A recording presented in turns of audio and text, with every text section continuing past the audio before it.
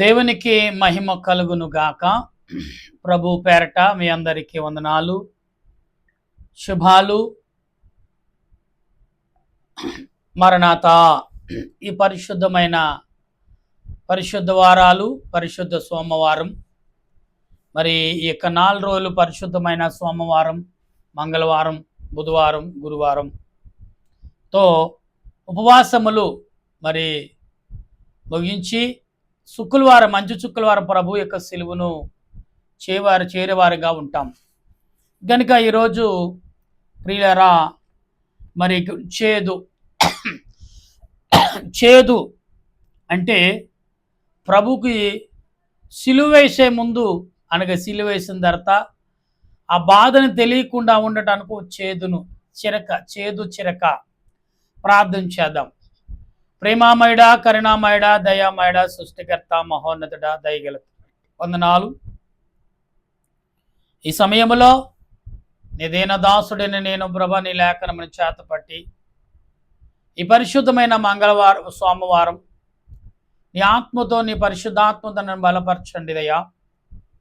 నీ బిడ్డలకు ఈ పరిశుద్ధమైన వారములో, ఈ పరిశుద్ధమైన రోజు ఏ మాటలైతే అందించున్నాయన్నావో ప్రభా, ఇదిగో నేను చేదు చిరక అనే మాటను తీసుకుని నీ ఎదుట నిలబడి ఉన్నాను ప్రభా. నిలబడి నన్ను నా తలంపులు మరుగు చేసి నీ ఆత్మతో నింపి ఈ పరిశుద్ధమైన సోమవారం ఈ పరిశుద్ధాత్మతో ఇక్కడున్న వారందరినీ, వినుచున్న వారందరికీ బలమును శక్తిని అందించమని క్రీస్తు ప్రభువు నామమున అడిగి బ్రతిమాలి ప్రార్థిస్తున్నాను పరమ తండ్రి, ఆమేన్. మన తండ్రి అనే సహాయము తోడుగా ఉండి ముందుకు నడిపించును గాక, ఆమేన్. ప్రభునందు ప్రియ దేవుని బిడ్డలారా, మరి చేదు చిరక ఇది లూకాసు వార్తలో 23వ అధ్యాయం 32, 33 ఈ 2 వచనాల్లో కనబడుతున్న మాటలు.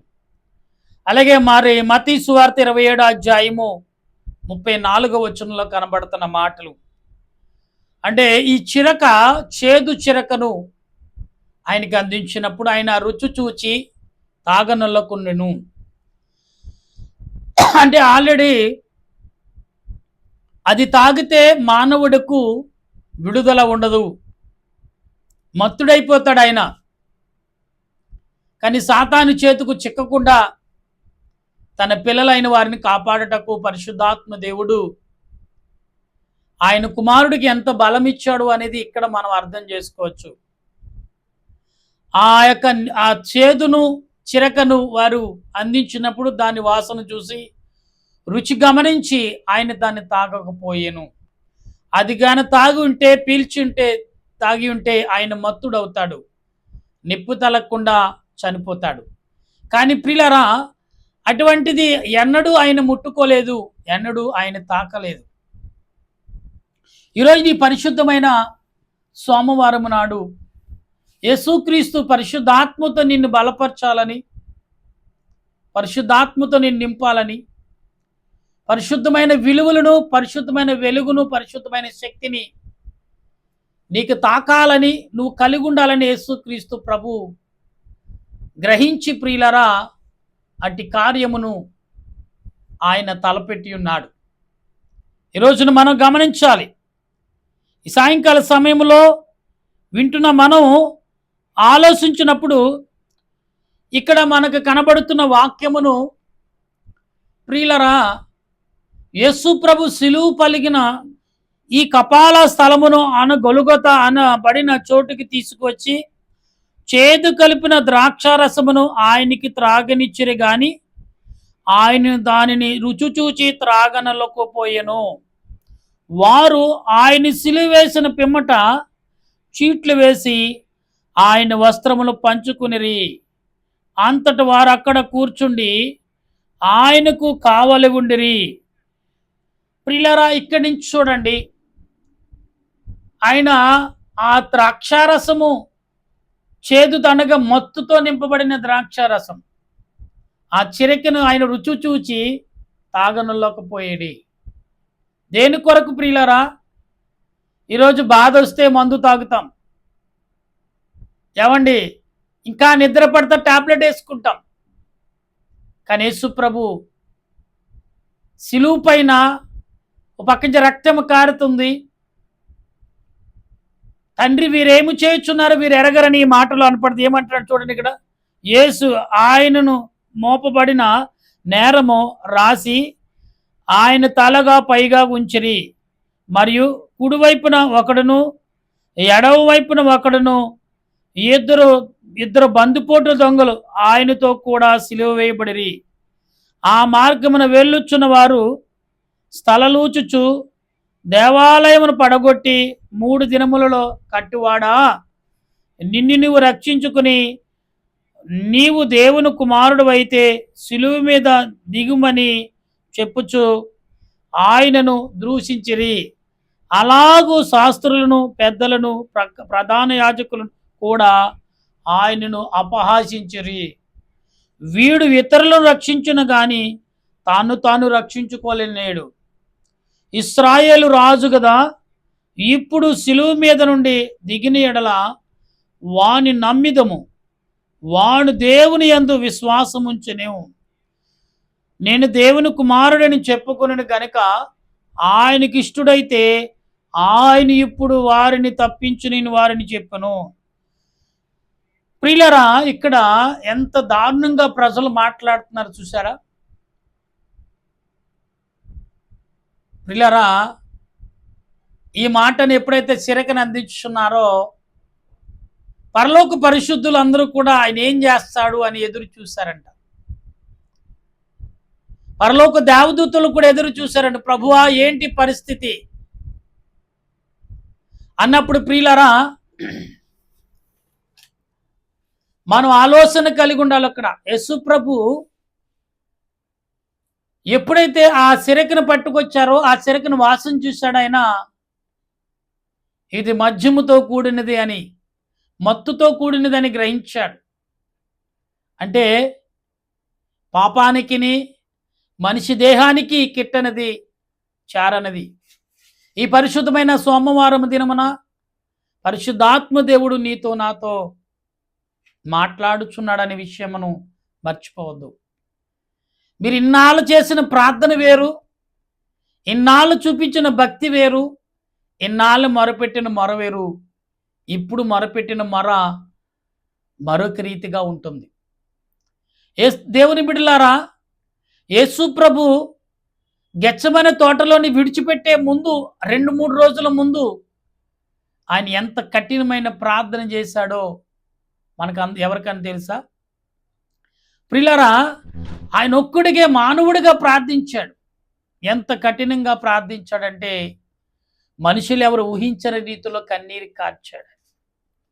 ఎందుకంటే మానవుల యొక్క పాపమును ఇప్పుడు అపహాసం చేస్తున్న వీరి యొక్క విధానమును దేవుడు ఏ రకంగా తెలిసి తెలియక ఈ లూకా సువార్తలో 34వ వచనములో చదువుకున్నప్పుడు మనం ఇక్కడ యేసు ప్రభు ఏమన్నారు అనేది మనం గమనించినప్పుడు ప్రియులారా, మనం గమనిస్తూ ఉంటే ప్రభు చెప్తున్న ఈ మాటను మనం ఆలోచించినప్పుడు మనకి ఇక్కడ అనపడుతున్న మాటలని ఇక్కడ మనం గమనించాలి ఒక్కసారి. ఇక్కడ అనేకమైన క్రియలు కలుగుచున్నప్పటికీ ప్రియులరా, మనం ఆలోచన కలిగి ప్రార్థించేవారుగా ఉండాలి. ఇక్కడ ఏమంటున్నారంటే, ఇక్కడ లూకా సువార్తలో 23వ అధ్యాయము, మరి ఇద్దరు ఆయనతో చంపబడుటకు వారు తేవబడిరి. వారు నేరము చేసిరి. వారు కపాలమైన స్థలమును ఉంచబడినప్పుడు అక్కడ కుడివైపున ఒకడిని, ఎడమవైపున ఒకడిని ఆ నేరస్తులను ఆయనతో కూడా సిలివేసిరి. యేసు, తండ్రి వీరేమి చేయుచున్నారో వీరు ఎరగరు గనుక వీరిని క్షమించమని చెప్పాను. వారు ఆయన వస్త్రములను పంచుకున్నట్టుగా చీట్లు వేసిరి. ప్రియులరా, ఇక్కడ మనం చూడండి, తండ్రి వీరేమి చేయుచున్నారు. ఎంత అంటే వస్త్రాలు వేచే అంటే ఈ చిరక తీసుకునే ముందుగా పలికిన మాటలు. అంటే ప్రభు దగ్గరుండి చూశాడు. కానీ దేవదూతలు మాత్రం పరిశుద్ధులు, ఏంటి ప్రభా ఈ దృశ్యాలు చూడటానికేనా మమ్మలను ఆయన భూలోకానికి పంపించిన పరిశుద్ధాత్మ దేవుడిని నిలదీస్తున్నారంట. పరలోకంలో పరిశుద్ధులు దేవదూతలు, ప్రభా ఈ దృశ్యమా, ఇదిగో నీ కుమారుని ఈ రకంగా శిక్షిస్తాగా నువ్వు భూమి మీదకి పంపించావా అనే రీతిలో పరలోక పరిశుద్ధులందరూ ప్రభు దేవదేవుని నిలదీస్తుంటే ఆయన మౌనమే పాటించారంట. ఆనాడు ఆయనకి సరే మీ ఇష్టం వచ్చినట్టు చేయండి అంటే, ఈనాడు నీవు నేను చెప్పుకుంటకు మాట్లాడుకుంటకు ఉంటామంటారా? నీ మనుగుడు నా మనుగుడు ఉందా? మన పితరుల మనుగుడు ఉంటుందా? ఇన్ని వందల వేల సంవత్సరాలు గడిచినా ఒకసారి ఆలోచించండి. పరిశుద్ధాత్మ దేవుడు నీ మీద ఆనాడు మౌనంగా ఉండకపోతే, ఆనాడు పరిశుద్ధులు దేవదూతలు ఏకత్వమై భూమి మీదకి వచ్చుంటే భూమి ఏమవును? ఈ ప్రశ్నించినప్పుడంట దేవుని ప్రశ్నిస్తున్నాడంట, సృష్టి భయపడుతున్నాడు. పరిశుద్ధులు వస్తే మేము తట్టుకోగలమా? ఈ దేవదూతలు వస్తే మేము తట్టుకోగలమా? ఆల్రెడీ గాబ్రియల్ దేవదూత యేసు ప్రభు పుట్టిన వచ్చినప్పుడే వణికిందంట. ఎందుకంటే సూర్యుడికి కూడా చంద్రుడు కూడా కాంతి సరిపలు అంత వెలుగును అవి అంత వెలుగుతో వారు దిగొస్తారు దేవదూతలు. ప్రియులారా, మనం గమనించాలి. ఇక్కడ ఏమన్నారు చూసారా? అప్పుడు ఈ మాట అయితే ఇప్పుడు తండ్రి వీరు ఏమి చేయుచున్నారో వీరు ఎరగరు అనే మాటను పరలోకం వినపడినప్పుడంట పరిశుద్ధులందరూ ఆశ్చర్యపోయారంట. అంటే వారి హృదయాల వీళ్ళకి తెలుసు, కానీ ఆయన భరించుటకు సిద్ధపడి భరిస్తున్నాడు. తండ్రిగా నేనేమి చేయలేనన్న రీతిలో దేవదేవుడు మౌనంగా ఉన్నాడంటే చేయలేక కాదు, చేస్తే అదిగో మానవులు మీతో పాటు జీవించారు, మీతో పాటు మాట్లాడతారు, మీతో పాటు నడుస్తారు. ఆలోచన లేకుండా ఉన్నారేమో. ప్రియులారా, ఒకసారి మనం ఆలోచించాలి. ఎందుకు అమ్మాయి సౌండ్ ఆపో? ఎందుకు అంటే అనేకమైన రీతిలుగా మనం ఆలోచన కలిగి ఉండాలి ప్రియులారా.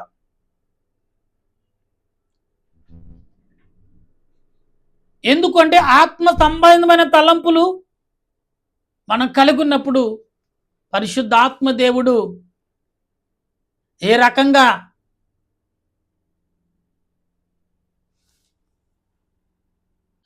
దేవుని వాక్యమును మనం ఎరిగి విశ్వాసముతో నింపబడినప్పుడు పరిశుద్ధాత్మ దేవుడు నిన్ను నన్ను బలపరిచేవాడిగా ఉంటాడు. ప్రియులరా, ఆత్మ సంబంధమైన క్రియలు మనం కలిగినప్పుడు, ఆత్మ సంబంధమైన ఆలోచనలు కలిగినప్పుడు ఏ రకంగా మనం ప్రార్థన చేయగలం? ఈ పరిశుద్ధమైన సోమవారం దేవుడు నీతో నాతో మాట్లాడుచున్నాడంటే నిన్ను పరలోకం తీసుకెళ్ళటాకే. అప్పుడు అందరూ అంటున్నారంటే పరలోకంలో పరిశుద్ధులు దేవదూతలు, ప్రభా ఇంకేమి జరుగుతుంది ప్రభా? ఆయన సిలువేశారు, ఆయన అనేక రకాల హింస తీస్తే ఈ దృశ్యం మేము చూడలేకపోతున్నాం, త్వరగా ముగించు ప్రభు అంటే దేవుడు చెప్పిన మాటలన్నీ, ప్రభు చెప్పిన మాటలన్నీ విన్నారంట వీళ్ళందరూ. ఎవరందరూ? పరలోకంలో పరిశుద్ధులు విని మౌనం పాటంట. యేసు ప్రభు ఎప్పుడైతే తండ్రి నా ఆత్మని చేతులకు అప్పగిస్తున్నానన్నప్పుడు పరలోకములంట అంతా నిశ్శబ్దం అయిపోయిందంట. అంటే దేవుడు మానవ యొక్క ఆత్మను విడిచిపెట్టటకు ఇష్టం లేకుండా విడిచిపెట్టినట్టుగానే పరలోకం అంతా నిశ్శబ్దమైందంట. ప్రియులారా, ఒక్కసారి మనం ఆలోచించాలి. పరిశుద్ధాత్మ దేవుడు నిన్ను తాకినప్పుడు నీ నోరు మోగపోతుందేమో, నీ ఆలోచనలోకి వెళ్ళిపోతున్నావేమో. పరిశుద్ధాత్మ దేవుడు నీతోటి మాట్లాడుతున్నప్పుడు, పరిశుద్ధాత్మ నీకు అవకాశం ఇచ్చినప్పుడు నీ నోరు పలకలేదేమో. దేవుడే నీ ఎదుట నిలబడినప్పుడు నువ్వు అయ్యో అయ్యో అని ఏం చేయాలని నీకు తెలియని పరిస్థితి, ఏం చేయాలని తెలియని పరిస్థితి కుమారులారా. ఎందుకంటే పరిశుద్ధాత్మ దేవుడు ఆయన స్వరూపమై నీ ఎదుటకు వచ్చినప్పుడు నీ నోరు పెగలదు. ఎందుకంటే అప్పటి వరకు ఆయన ఫోటో ఎదుట, ఆయన సిలువ ఎదుట ప్రార్థించో కంఠస్వరమెత్తి ప్రభువా ప్రభువా ప్రభువా ప్రభువా అని అనేక రకాల స్తుతించినప్పుడు, ఆయన స్వయముగా పరిశుద్ధాత్మ దేవుడు నిన్ను తాకినప్పుడు, నీ నోరు పగలకుండా ఉన్నప్పుడు, అస్సలైన పగలేది ఎప్పుడంటే అప్పుడే దేవుని ఆత్మ చేత నింపబడినప్పుడు ఏ రకంగా మనం నింపబడతాం, ఏ రకమైన ఆలోచనలు ఉంటాం, ఏ రకమైన తలంపులు, అప్పుడే నువ్వు దేవుని ఎదుట తండ్రి దేవా ఇంతవరకు నా కొరకు నలగొట్టబడుతున్నావా, నా కొరకు కన్నీరు కారుస్తున్నావా, నా కొరకు నా గురించి నువ్వు ఆలోచించావా, నేను నీ గురించి ఆలోచించా. ఎంతసేపు ఈ 40 రోజులు ప్రార్థన జరిగితే నేను ఇది చేసుకుంటాను, నాకు ఇది జరిగితే నా ప్రభువుని ఇదే ఒక అగ్రిమెంట్ క్రియలు మనం చేసుకుంటున్నాం. పరిశుద్ధాత్మ దేవుని వస్తే ఆయన తాగితే మనం తట్టుకునే శక్తిని సంపాదించుకుంటున్నామా? పరిశుద్ధాత్మ దేవుని యొక్క విలువలు మనం పొందుకుంటున్నామా ప్రియులారా? ఇక్కడ ఆయన ఆ చిరెకను తాగుంటే నీ పరిస్థితి ఏంటి? సాతాను చేతిలోంచి విడిపించబడలు. సాతాను గడంట తాగితే బాగుని, ఇంకా నాకు అవకాశం దొరుకుతాడని. ఆయన తాగకుంట వల్ల తాగి ఉంటే పరిశుద్ధాత్మ దేవుడు భూలోకం దిగి వచ్చేసినంట. ఆయన కోపాన్ని, ఆయన తండ్రి యొక్క మనసును ఆయన లోపల బయటికి మౌనంకున్నా కానీ ఒక్క రూపం ధరించిన దేవుడు. కుమారుడు ఎవరైనా బాధపడితే ఏ తండ్రి ఊరుకుంటాడా? కానీ ఆయన ఊరుకున్నాడు మౌనంగా. పరలోక పరిశుద్ధులు ప్రభువా ఈ దృశ్యాలు మేము చూడలేకపోతామని దూతలు పరిశుద్ధులు దేవుని ఎదుట మాట్లాడినప్పుడు ఆయన మౌనంగా ఉన్నాడంట. ప్రియులారా, తండ్రి యొక్క మాటను, తండ్రి యొక్క క్రియను, తండ్రి ఆఖరి వరకు కూడా ఆయన ఏం చేశాడంటే ప్రియులారా మౌనమే. తండ్రి ఇప్పుడైనా నాయన, తండ్రి నీవు చెప్పినది, నువ్వు రచించినది, నీ ప్రవక్తల ద్వారా బయలుపరిచింది అన్నీ నెరవేరినాయా, ఇంకా మిగిలి ఉన్నాయా అనే రీతిలో మాట్లాడుతున్నాడు ఆయన. గోధుమ గింజ అంటే ప్రియులారా ఎలా నలగొట్టబడుతుంది తెలుసా? గోధుమ గింజ ఏమండి రోట్లో వేయబడి నలిగినప్పుడే కదా అందులో పిండిగా వచ్చింది. ఆయన ఎలా పిండుతున్నారు తెలుసా ప్రియులారా? మహా చాకలవాడు గుడ్డను పిండినట్టుగా ఏమంటే మానవుడు సాతానుగాడు ప్రభు యొక్క శరీరాన్ని పిండేయాలనుకున్నాడు, కానీ పిండడం వాడు వల్ల అవ్వట్లేదంట.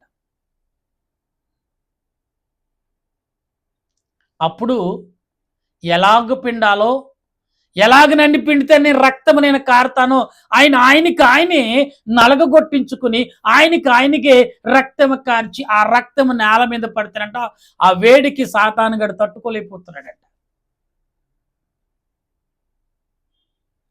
ప్రియులారా, అందుకే యేసు ప్రభు గోధుమ గింజలు జల్లెడు పట్టుకున్నాడు.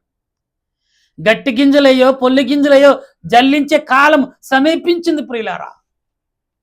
ఫలించే గింజ, ఫలించని గింజ, జల్లెడు పట్టుకున్న ఆయన జల్లెడులో నువ్వు ఉన్నావు, ఆయన చెరిగే చాటులో నీవున్నావు. గట్టి గింజలుగా ఉంటే నీవు చెరిగితే ఎక్కడికి వెళ్ళిపోవాలి? పరలోక రాజ్యం వెళ్ళి. నువ్వు అదే పొల్లి గింజగా ఉంటే ఎక్కడికి వెళ్ళిపోతావు? డైరెక్ట్గా అగ్నిలోకి వెళ్ళిపోతావు. ప్రభు చెప్పే మాట. గోధుమ గింజ గట్టి గింజగా నువ్వు ఉన్నావా? విశ్వాసమైన గింజగా ఉన్నావా? నేను ప్రార్థన చేసే వ్యక్తిగా ఉన్నావా? ఆత్మను కాపాడుకుని వెతుకున్నా పరిశుద్ధాత్మతో ఏకత్వం కలిగి జీవించే మనిషిగా, మానవుడిగా మనం ఈ లోకంలో మెసులుకుంటున్నావా అంటే ఈ పరిశుద్ధమైన దినాల్లో మనం అది గుర్తించి కలిగి ఉండాలి, లేకపోతే నష్టపోతాం. ఆయన అంటున్నాడు, ఇక మాట చదువుతున్నాను. ప్రజలు నిలబడుచు చూచుచు అధికారులు వీడు ఇతరులను రక్షించుని, వీడు దేవుడు ఏర్పరచిన క్రీస్తు అయినడలా తన్ను తాను రక్షించుకుని అపహాసించిరి. అంటే ఎవరికాడ అపహాసాలు చేస్తున్నారు, ఎవరు తోసింది వారు మాట్లాడేస్తున్నారు. ప్రియులారా, అప్పుడు ప్రతి మనిషిలో చూసినప్పుడంట ప్రతి మనిషి ఎలాగంట ఉగ్ర రూపం ధరించి సాతానిక రూపం, చీకటి రూపాలు ధరించారంట. అప్పుడు ఏమండి పరలోకంలో పరిశుద్ధులందరూ ప్రభువును ప్రశ్నించినప్పుడు ఒక్కసారి ప్రభు ఇక భూలోకం వైపు చూడమన్నారంట. వాళ్ళు మాట్లాడే వారి మాటలు, వాడు చేసే పనులు ఎలా ఉండంటే, లూసిఫర్ ఒక్కొక్కరిని చాలా బలవంతంగా ఆవరించున్నాడంట. చూడండి, ఆయన వాడిని ఎలా జయిస్తాడో చూడండి అన్నారంట ప్రభు. తండ్రి అనే దేవుడు, దూతలు, పరలోక పరిశుద్ధులు చూస్తున్నారంటే ఎలా జయిస్తున్నాడని. ఆయన రక్తం ఎప్పుడైతే కారిందో, పట్టుకున్న ప్రతి వాడి యొక్క దేహాన్ని పట్టుకున్న దురాత్మలను పరుగులెడతాయంట. పరుగులే పరుగులు. ప్రియులారా, ఎలా పరుగులెడుతున్నాయి చేసా? పొలంలో ఎలకలు పట్టేవాడు పొగ పెడితే పరిగెడతాయి చూడండి బొక్కలోంచి బయటికి, అలాగ పరిగెడుతున్నాయంట ప్రియులారా. తేనె పుట్ట పట్టుకున్న ఆ తేనె పుట్టుకు పొగడితే ఎలాగ చెదిరిపోతుందో ఆ ఈగలు, అలా చెదిరిపోతున్నాడంట పట్టుకున్న. అప్పుడు తేరు చూశారండి వీళ్ళందరూ. అయ్యో అయ్యో, ఈయన నేను సిలువేశాను, ఈయన నేను సిలువేసింది, ఈయన నేను దూషించింది, ఈయన నేను అపహాసించింది అని అన్నప్పుడు కొందరు విశ్వాసులు అన్నారంట, ఏమని తెలుసా? ఇదిగో ఆయన నలగగొట్టబడుతున్నాడు, కానీ గోధుమ గింజగల నలగొట్టబడి సిగిరించడానికి వచ్చిన అన్ని మీరేం చేస్తున్నారంటే ఇంకా సిగిరించకుండా చేస్తున్నారు మీరు అని. ఆనాడు ఆ 20% మంది అరిచిన వారు ఈ 80% మనుషులు, ఓ యేసుప్రభు గురించి గొప్పగా మాట్లాడుతున్నా, ఆనాడు యేసుప్రభు సిలువేమని అరిచింది నువ్వే కదా అని అంటున్నాడంట. అప్పుడు పరిస్థితి ఎలాగుంటుంది చూడండి ప్రియులారా. మన జీవితాలు ఎలా ఉన్నాయో ఒకసారి ఆలోచించుకోండి. ఈ పరిశుద్ధాత్మ దేవుని యొక్క వారములో నీవు నేను పరిశుద్ధాత్మ దేవత నింపబడి ఈ పరిశుద్ధ వారాల్లో ఉపవాసము, మీరు చేసిన ఉపవాసాలన్నీ కూడా ఆయన యొద్దకు చేరాలంటే బలమైన నమ్మకముగా, విశ్వాసముతో, భక్తితో, భయముతో, విధేయతతో, వినయముతో ప్రార్థించినప్పుడే మీరు పరిశుద్ధమైన రోజుల్లో మీ ప్రార్థన ఫలిస్తుంది. పరిశుద్ధాత్మ దేవుడు నేను తాకుతాడు, నేను నెమురుతూ ఉంటాడు, ఇలాగా కుమార్తె దిగులు పడకు నేనున్నాను అని ధైర్యం ఇస్తాడు. ధైర్యతే క్షణాలే ఇవి. అటువంటి ఆదరణ పరిశుద్ధాత్మ దేవుడు మీ అందరికి అందించును గాక. ఆమేన్. ప్రార్థించేద్దాం. ఓ దయగల మా దేవానికి కొందనాలు, ఈ పరిశుద్ధమైన సోమవారం దినమున నీ పాదములు ఎదుట మేము ప్రార్థిస్తుండగా నీ ఆత్మ నడిపిపు, నీ సన్నిధి కాపుదల నీ బిడ్డలందరికీ అందించి వారి ఇన్నాళ్ళు చేసిన ప్రార్థనలు ప్రభా, ఇన్నాళ్ళు చేసిన విజ్ఞాపనలు ప్రభా, ఇన్నాళ్ళు చేసిన స్తుతులు ప్రభా, ఆ స్తుతులన్నీ కూడా అంగీకరించు దేవా. నీ ఆత్మచేత నింపి ప్రభా, నీ ఆలోచించేత బలపరచమని అడుగుచూ ప్రార్థన చేస్తున్నాం ప్రభా. ఓ పరలోక రాజా, ఓ పరమ తండ్రి, నీకు స్తోత్రాలు చెల్లిస్తూ నీ సన్నిధి యొక్క భాగ్యము, నీ ఆలోచన క్రియలు అందరకు అన్ని వేళలా అందించు నడిపించమని మా రక్షకుడును ప్రభు అయిన దేశంలో జరుగుతున్న అలజడలు, ప్రపంచమంతటా ఒకటి కాదు రెండు కాదు ప్రపంచమంతటా జరుగుతున్న అలజడని నీవే సరిచేసి ఈ మండల కాల దినాల్లో, ఇదిగో ప్రభా, ఈ పరిశుద్ధమైన దినాల్లో ప్రపంచంలో శాంతి సమాధానం నెలకొల్పి నీ ఆత్మతో నింపమని మా రక్షకుడును ప్రభు అయిన క్రీస్తు దివ్యమైన నామములు అడిగి ప్రార్థన చేయుచున్నాను మా పరమ తండ్రి. ఆమేన్. పరలోక మా పరమ తండ్రి, నామను పరిశుద్ధపరచును గాక, నీ రాజ్యం వచ్చును గాక, నీ చిత్తం పరలోకం మీద నెరవేరినట్లు భూమి మీద నెరవేరును గాక. మౌనులు మాకు దయచేసి మా ప్రార్థన చేసిన వారిని క్షమించిన ప్రకారం మా ప్రార్థన చేయడం మన శోధనకి ఎక్కడ తప్పించు. రాజ్యము, శక్తి, మహిమ నిరంతరం నా తండ్రి. ఆమేన్. యేసు రక్తమే జయం, అపాదిలో ప్రవేశ రక్తమే జయం, అపాదులు ప్రవేశ సంపూర్ణ విజయం, అపాది గ్రంథకు లాస్ట్. హల్లెలూయా హల్లెలూయా. స్తోత్రం స్తోత్రం. ఆమేన్ ఆమేన్. మన తండ్రి అయిన దేవుని ప్రేమ, త్రియేక దేవుని కృప, పరిశుద్ధాత్మన్యేక జీవితం ఇప్పుడు ఎల్లప్పుడు సదా తోడుగా ఉండి ఆయన రాకడకు బలపరచు నడిపించును గాక. ఆమేన్ ఆమేన్ ఆమేన్. అందరికీ వందనాలు. ఈ పరిశుద్ధమైన సోమవారంలో పరిశుద్ధాత్మ దేవుడు మీకు తోడైండును గాక. ఆమేన్.